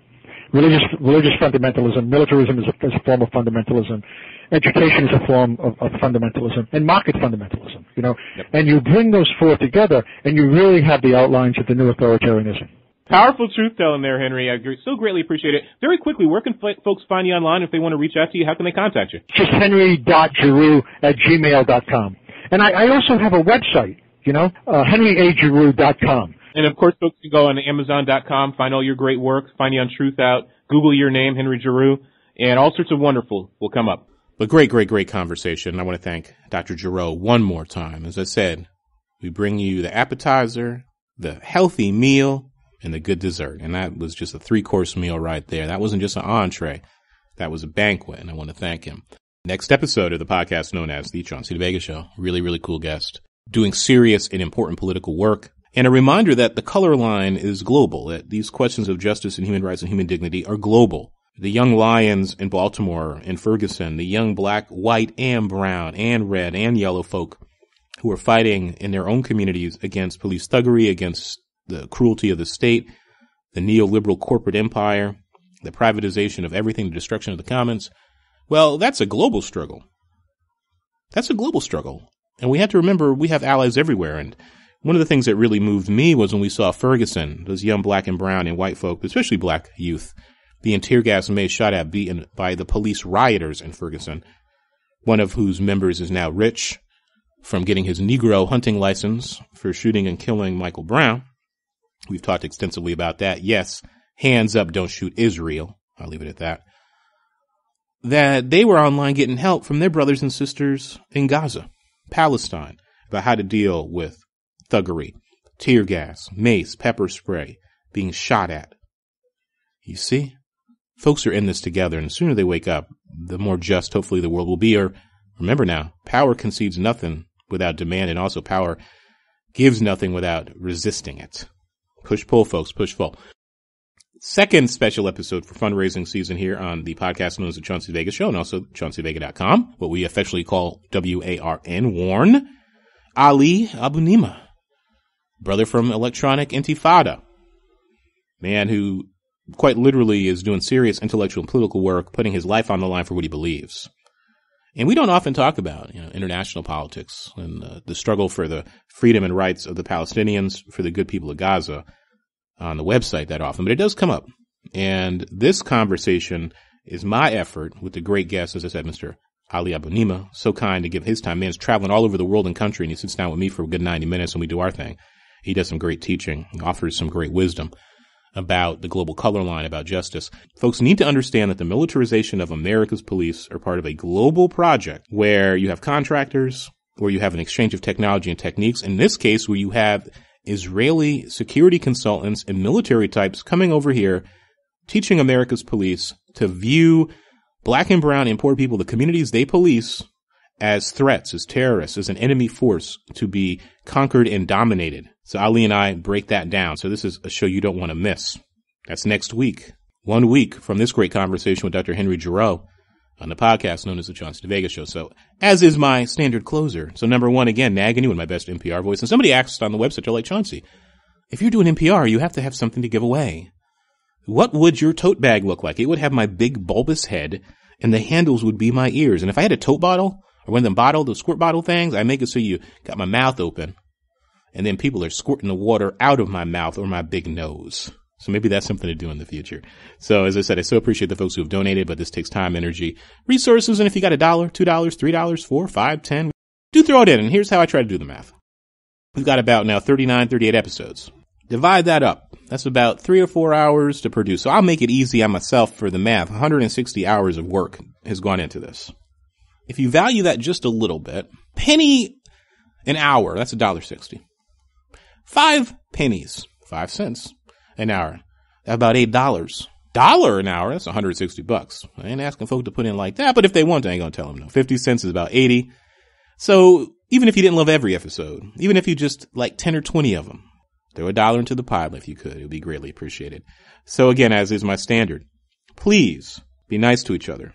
Call up someone you have not spoken to recently. Be supportive of a friend. Call up. It's going to be Father's Day soon. Call up your daddy. Call up your mommy who's been like a dad to you. Call up a mentor. Call up a big brother. Call up a coach. Please try to be kind to our animal friends, 2-legged, 4-legged, winged, reptilian, our fish friends, our bird friends. Bring them some food. Give them a hug. Give them a kiss. Spoil them. And when you see one of our homeless brothers and sisters, people out here struggling on these streets to live, maintain their dignity, please try to help them out if you can. Buy someone a sandwich. You could change a life. Make eye contact with somebody. Don't ignore folk. Human contact is important. Touch base with somebody who you see every day selling a newspaper or out there looking like they got in a hard time. And just talk to them. That can go a long way. That can go a long way. But I want to thank all of you for your support and your kindness over the years on the website during fundraising season. throwing change into the donation pile, sharing, downloading, and tweeting the Chauncey DeVega Show, our fun little project here. As I said, every episode we're growing and getting better, and I have some really, as I said, thanks to all the great guests I've already had, I got some other wonderful surprises in store coming up. So until next week, Ali Abunimah, Electronic Intifada, he's the guest on the podcast known as The Chauncey DeVega Show. Be safe and be well.